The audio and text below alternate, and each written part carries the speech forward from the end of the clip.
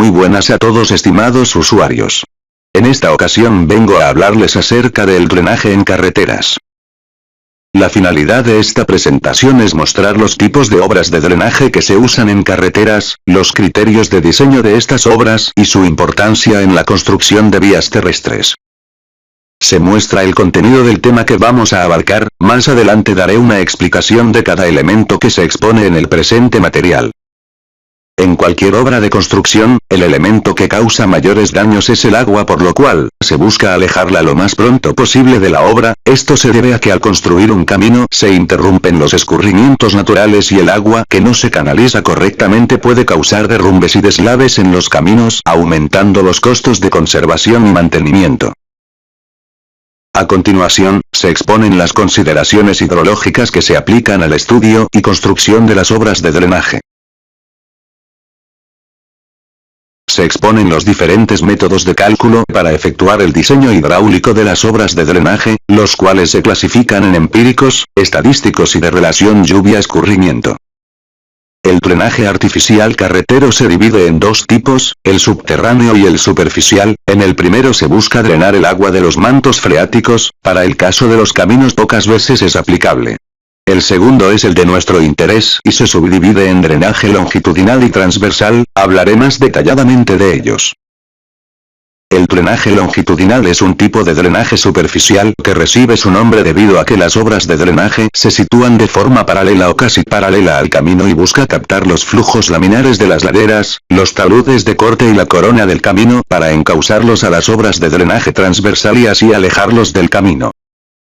Todos alguna vez hemos visto las cunetas a los lados de los tramos en carreteras alojados en zonas de corte. Estos son canales de sección triangular con talud 3:1 en la cara contigua a los hombros del camino y teniendo como cara externa el talud del corte, de un ancho de 1 metro y una profundidad de 33.3 centímetros cuya función es captar el agua drenada por la pendiente transversal de la corona y encauzarla a una obra de drenaje transversal para alejarla del camino. Cuando la longitud de las cunetas rebase los 250 metros se construirán obras de alivio.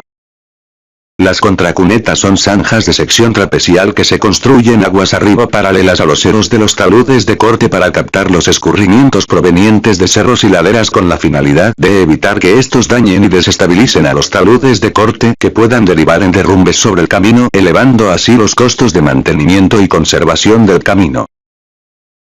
En el caso de los bordillos, se trata de prismas de concreto de sección trapecial cuya función es conducir el agua que escurre por la pendiente transversal de la corona hacia los lavaderos. Estos se colocan en terraplenes con altura mayor o igual a 1.5 metros para evitar que el agua escurra por los taludes del terraplén erosionándolo y causando deslaves. Se podría decir que son la contraparte de las cunetas, ya que mientras estas drenan el agua de la corona en las zonas de corte, los bordillos cumplen la misma función en los terraplenes. Los canales de encauzamiento se construyen normalmente en terrenos planos donde debido a la escasa o nula pendiente no existen cauces definidos y los escurrimientos son torrenciales. Estos tienen la función de captar las aguas de dichos escurrimientos para evitar que lleguen al camino y se canalicen a una obra de drenaje transversal.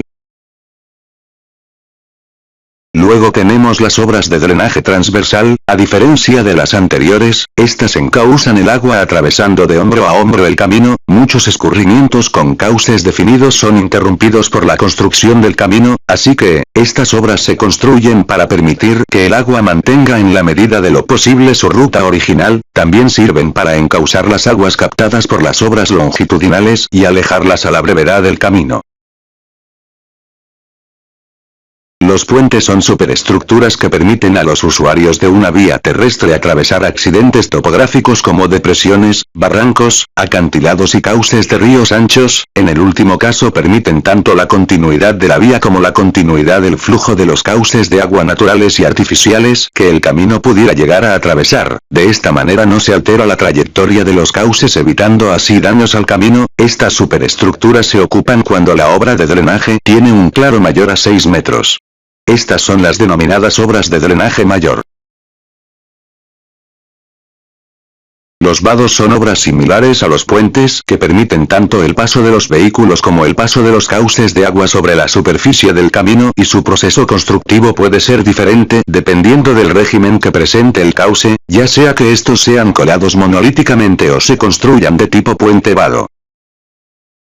Los lavaderos son obras de alivio que se construyen cuando la longitud de los bordillos excede como mínimo los 50 metros y como máximo los 100 metros de longitud. Básicamente son obras de alivio de tipo boca de tormenta que capta las aguas en zonas de terraplén alto del camino para captarlas y drenarlas por el talud del terraplén sin erosionarlo hasta los eros del mismo.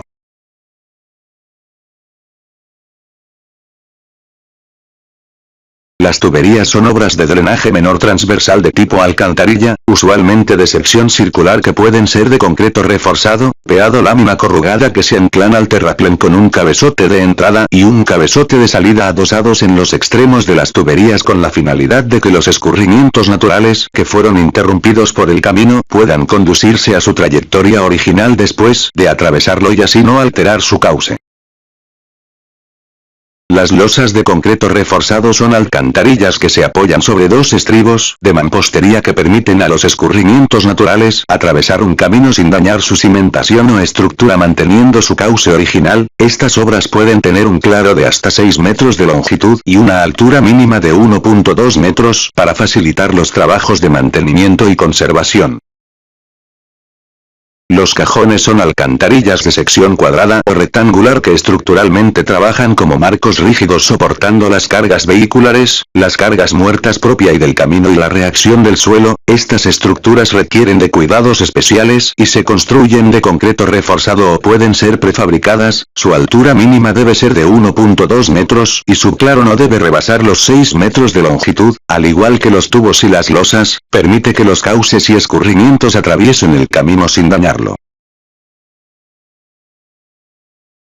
Las bóvedas son otro tipo de alcantarilla que su sección transversal se compone en su parte inferior por una sección rectangular y su parte superior de una sección semicircular a punto medio o rebajada, cumple la misma función que las obras de drenaje menor anteriormente mencionadas y a su vez pueden fungir como pasos peatonales o de fauna, se construyen de mampostería pero también pueden ser elaboradas de concreto reforzado.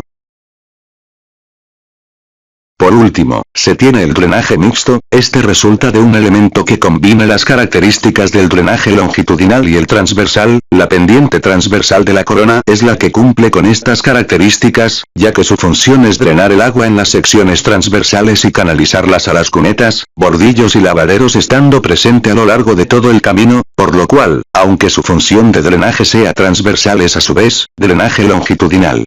El propósito de la pendiente transversal de la corona es evitar encharcamientos y acumulación de agua sobre la superficie de rodamiento que pueda filtrarse a las capas inferiores del pavimento y generar erosiones y deslaves. A continuación, se muestran las etapas a seguir para elaborar el proyecto de alcantarilla de un camino.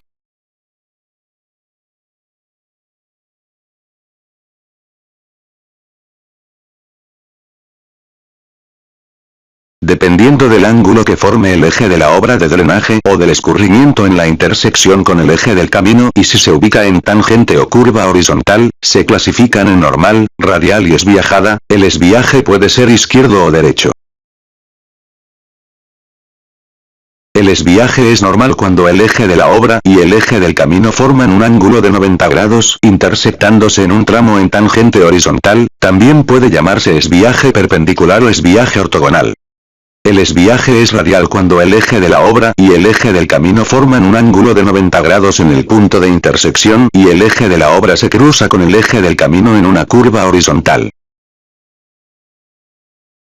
Cuando los esbiajes tienen un ángulo diferente de 90 grados respecto al eje del camino, dependiendo de la dirección del escurrimiento y la orientación del ángulo de esbiaje, estos se denominarán izquierdo o derecho sin importar si se intersectan con una tangente o curva horizontal.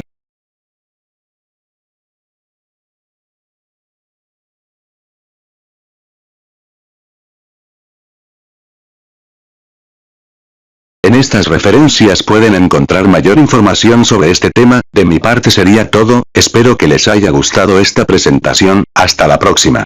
Nos vemos.